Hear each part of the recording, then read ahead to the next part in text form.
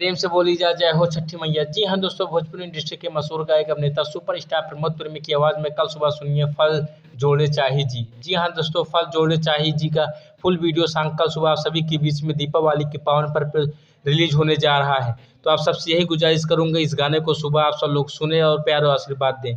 जी हाँ दोस्तों, फल जोड़े चाही का वीडियो सॉन्ग आप सभी के लिए सुबह 6:30 में प्रमोद प्रेमी इंटरटेनमेंट चैनल के माध्यम से रउआ लोग के सुने के मिली। हम रउआ लोग के बता देना चाहता नहीं कि इस गाने को लिखा है कृष्णा बेदर्दी ने और म्यूजिक दिया है आर्या शर्मा ने। और दोस्तों, इस गाने को बहुत ही आवाज़ से गाया है प्रमोद प्रेमी की आवाज़ में कल सुबह 6:30 पे प्रमोद प्रेमी इंटरटेनमेंट उनके खुद के चैनल पे। आप सभी लोग फल जोड़े चाही जी का वीडियो सॉन्ग देखें और प्यार में आशीर्वाद दें।